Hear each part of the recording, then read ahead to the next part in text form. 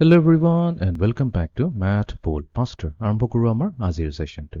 তো আজিৰ সেশনটোত আমি কথা পাতিম আমাৰ কিছুমান algebraic identities ইউজ কৰি পেলাই আমাৰ এটা কমপ্লেক্স নাম্বাৰ এক্সপেন্ড কৰিব লাগে। ফৰ এক্সাম্পল ইয়াতে ফাৰ্স্ট কুৱেশ্যনটোত দিছে যে -2 + 3i হোল স্কয়াৰ এই কমপ্লেক্স নাম্বাৰটোক এক্সপেন্ড কৰিব লাগে। ওকে, আমি আইডেন্টিটি ইউজ কৰি পেলাই কৰিম। তো ইয়াতে আইডেন্টিটি মিনিংটো এইটো হৈ গ'ল যে -2 + 3 iota হোল স্কয়াৰ। ফাইন, এটোক দিছে হোল স্কয়াৰ। আমি ইয়াতে এটা এলজেব্ৰিক আইডেন্টিটি যোনটো আমি অলৰেডি জানো, যোনটো হৈছে a + b হোল স্কয়াৰ। তো a + b হোল স্কয়াৰ আমাৰ এক্সপেনশনটো কি দিব? a square + 2ab + b square. এটো হৈছে আমাৰ এলজেব্ৰিক আইডেন্টিটি। এতিয়া আমি ইয়াতে কি কৰিম? ইয়াতে আমি এজিউম কৰিম যে a হৈছে ইকুৱেলছ টু -2 আৰু b হৈছে ইকুৱেলছ টু 3 iota। তেনেহলে এই ফৰ্মুলাটো যদি লগাও তেনেহলে আমি কি পাম? আমি পাম a স্কয়াৰ মানে -2 square plus 2ab 2 into a into b plus b square হৈ গ'ল 3 iota whole square। এতিয়া আমি এটো খুলি দিও তো -2 whole square কি হ'ব 4। এতিয়া 2 into -2 হ'ল -4 -4 into 3 হৈ যাব -12 তো -12 iota প্লাস এফালে আছে আমাৰ 3 iota whole square তো 3 square হৈ গ'ল 9 iota square হৈ গ'ল I square। তো এইটোৱে দিব আমাক 4 - 12 iota plus 9। বাট আমিতো জানো iota square মানে হৈছে নেগেটিভ 1। তো আমি কি পাম 4 - 12 iota minus 9। এতিয়া ৰিয়েল পাৰ্ট দুটা কম্বাইন কৰি দিও। সো 4 - 9 আমাক কি দিব? 4 - 9 আমাক দিব -5 minus 12 iota। তো এইটোৱে গ'ল -2 + 3 iota হোল স্কয়াৰ আমি এক্সপেনশন কৰিলে আমি কি পাম? -5 - 12 iota। ওকে, এতিয়া আমি যাও নেক্সট কোৱেশ্চনটো। এতিয়া এইবাৰ আমাক এক্সপেন্ড কৰিব দিছে 5 - 3 iota হোল কিউব। ওকে, এতিয়া যদি আইডেন্টিটি মনত নাথাকে 5 - 3 iota আমি এনেকাকো কৰিব পাৰো। 5 মানে হোল কিউবটো দিয়া আছে তো 5 - 3 iota multiplied to 5 - 3 iota whole square.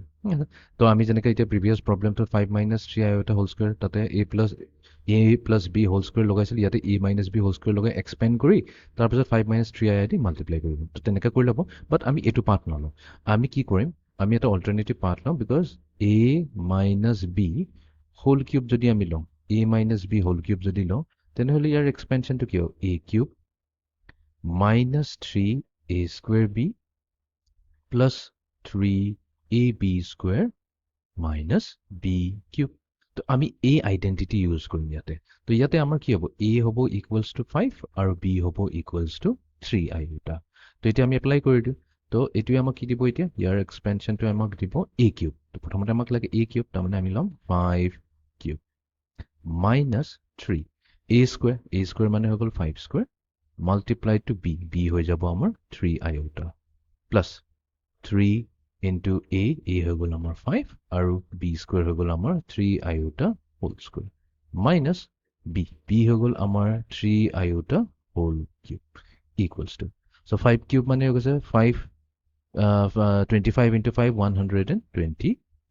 Okay, এইফালে থাকিব মাইনাস। সো 5 স্কয়াৰ হৈ গ'ল আমাৰ 25 আৰু এইফালে আছে 3 into 3 সেইটো হৈ গ'ল 9। তো এইটো মাল্টিপ্লাই কৰিলো। So 9 5 is 45 4 carry 9 2 is 18 19 20 225। এইটো দিব আমাক 225 iota। ঠিক আছে, নেক্সট আমি ইয়াতে আহি যাওঁ। ইয়াতে আছে 3 multiplied to 5 multiplied to 3 iota square। এতিয়া 3 iota square মানে কি হৈছে? 9 iota square। এতিয়া 3 এনেকৈ কৰিলে 3 into 5 হৈ গ'ল 15 আৰু 15 into 9 so 9 5 is 45 9 1 is 9 10 11 to 135। Okay, তো ইহঁত তিনটাৰ মাল্টিপ্লিকেশ্যন 135 হৈ গ'ল। বাট ইয়াতে আয়োটা স্কুৱেৰ আছে, আয়োটা স্কুৱেৰ মানে হৈছে -1। তো আমি কি পাই যাম? -135। তো এই গোটেইটোৱে দিব আমাক -135 মাইনাছ 3 কিউব হৈ যাব 27 আৰু এইফালে থাকি গ'ল আমাৰ আয়োটা কিউব। এতিয়া আয়োটা কিউব মানে কি? আয়োটা কিউব মানেতো আমি জানো আয়োটা কিউব মানে হৈছে ইকুৱেলছ টু মাইনাছ আয়োটা। তো আমি কি কৰিম? এই আয়োটা কিউবৰ জেগাত আমি এইটো সাবষ্টিটিউট কৰি দিম ইয়াতে মাইনাছ আয়োটা তো মাইনাছ আয়োটা কৰিলো। সো -27 ইনটু মাইনাছ আয়োটা কি দিব? +27 আয়োটা। তো আমি ফাইনেলি কি পাম? ইয়াতে পাম 27 আয়োটা। ইয়াতে দেখিলো +27 iota.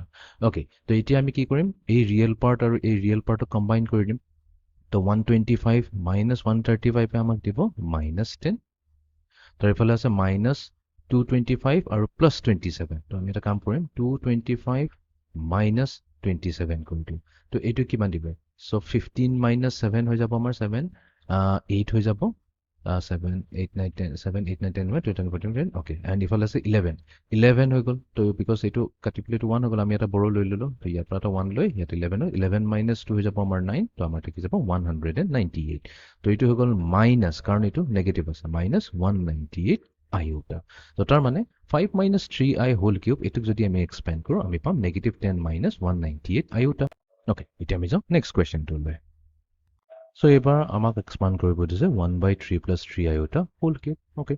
Again, a plus b whole cube formula. এবাৰ a plus b whole cube লাগিব। তো আমি প্ৰথমতে লিখি লওঁ যে a plus b whole cube কি এক্সপেন্ড কৰিলে আমি কি পাম a cube plus 3 a square b plus 3 ab square plus b cube. Okay. তো ইয়াতে আমাৰ আহি গ'ল 1/3 plus 3 iota whole cube. So, এটুক আমি expand কৰিম। তো ইয়াতে আমি consider কৰিম যে a হৈছে equals to, so let a equals to 1/3 and b হ'ব equals to 3 iota. Put কৰি দিও। So, প্ৰথমতে আহিব a cube, so 1/3 whole cube plus 3 a square b. এতিয়া a আছে এতিয়া আমাৰ 1/3 whole square into b. b হৈ গ'ল আমাৰ 3 iota plus 3 into a into b square. b square হৈছে 3 iota whole square plus and then আমাৰ লাগিব b cube. এইটো b cube লাগিব তাৰ মানে 3 iota whole cube.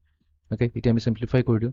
So 1/3 whole cube কৰিলে আমাক কি দিব 1/27 দিব plus এফালে আছে 3 multiplied to 3 square হৈ গ'ল 9 আৰু এফালে আছে 3 iota plus 3 into 1/3 into 3 iota whole square হৈ যাব 9 iota square plus 3 iota cube হৈ যাব আমাৰ 27 iota cube.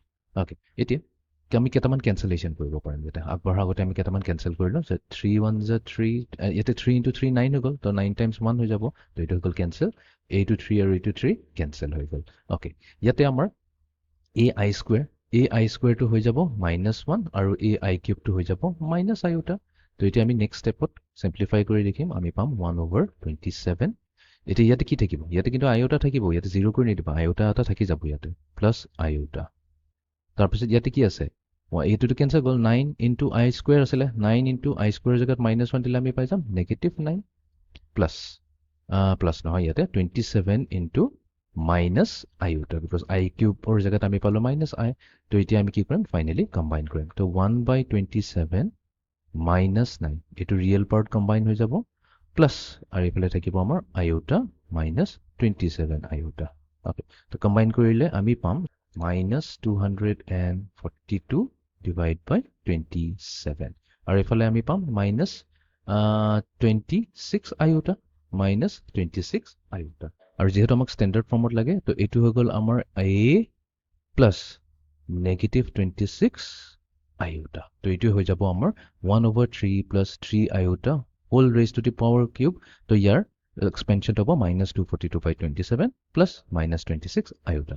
Okay, এতিয়া আমি আৰু এটা ফাইনাল প্ৰবলেম এটা কৰি লওঁ তো ই আমাক দিছে 1 - iota to the power 4 এতিয়া এটুক আমি কেনেকৈ সলভ কৰিম তো ইয়াতে সলভ কৰা বহুতখিনি টেকনিক আছে এটা হৈছে যেনিবা 1 - iota to the power 4 তো আমি কি কৰিম আমি 1 - iota স্কয়াৰ কৰিম আৰু তাৰ যোনটো উলাব তাৰ যোনটো সিম্পলিফাইড ভ্যালু উলাব তাক আকৌ স্কয়াৰ কৰি দিম এনেকাকৈ কৰিব পাৰো or আমি কি কৰিব পাৰো 1 - iota into 1 - iota to the power 3 তো এটুক আমি 1 - iota to the power 3 কি a - b whole cube লগাই প্লে যেটো আমাৰ কমপ্লেক্স নাম্বাৰ আহিব তাৰ লগত আকৌ 1 - iota মাল্টিপ্লাই কৰি দিম তো যোনটো মেথডে কৰো আমাৰ সেম টু সেম ৰিজাল্ট আহিব লাগে মই এটু কৰি দিও তো তোমালোকে এটু ট্ৰাই কৰি চাবা যে সেম টু সেম আনসাৰ আহে ওকে তো এতিয়া 1 - iota whole square কি হ'ব তো এটু হৈ যাব a square a minus b আছে তো -2 into a into b plus b square 1 - iota whole square এটোৰ whole square হ'ব ওকে প্ৰথমতে আমি এইটো সিম্পলিফাই কৰিলো তো হৈ গ'ল 1 minus 2 into 1 into iota কি হ'ব 2 iota minus plus iota square আছে এটোটো হৈ গ'ল minus 1 whole square ওকে তো এতিয়া 1 minus 1 0 হৈ গ'ল তো থাকিল কি minus 2 iota whole square এতিয়া এটোটো একেবাৰে সিম্পল হয় তো মাইনাস এটা নেগেটিভ নাম্বাৰ আছে নেগেটিভ তো আমি এটা কাম কৰো যদি কনফিউজন হয় নেগেটিভৰ লগত এটোক আমি এনেকাও লিখি ল'ব পাৰো 2 iota whole to the power 2 right lodge of exponent লগাই দিও minus 1 square এফালে হৈ গ'ল 2 square into iota square গতিকে আমি সিম্পলিফাই কৰি দিও minus 1 square হৈ যাব 1 2 square হৈ যাব আমাৰ 4 iota square হৈ যাব minus 1 তো ফাইনাল আনসাৰ কি দিলে আমাক minus 4 তাৰ মানে 1 minus iota whole raised to the power 4 ৰ ভ্যালু হ'ব negative 4 তো এনেকা কৈ আমি এলজেব্ৰিক আমাৰ আইডেন্টিটিজ বোৰ ইউজ কৰি পেলাই এটা গিভেন কমপ্লেক্স নাম্বাৰৰ যদি কিবা পাৱাৰ দিয়া থাকে হেতুক আমি এক্সপেন্ড কৰি সিম্পলিফাই কৰিব পাৰো আৰু তাক স্ট্যান্ডাৰ্ড ফৰ্মত লিখিব পাৰো এনিৱেজ এটো স্ট্যান্ডাৰ্ড ফৰ্মত এটো অহা নাই ইয়াৰ স্ট্যান্ডাৰ্ড ফৰ্মটো কি হ'ব ইয়াৰ কোনো ইমাজিনাৰী পাৰ্ট নাই তো আমি কি লিখিম ইমাজিনাৰী পাৰ্টত iota times 0 বা 0 into iota একে কথা হৈ যায় এটো হৈ যাব আমাৰ ফাইনাল আনসাৰ তো এটো আছিল আমাৰ আজিৰ সেশনটো so see in the next session thank U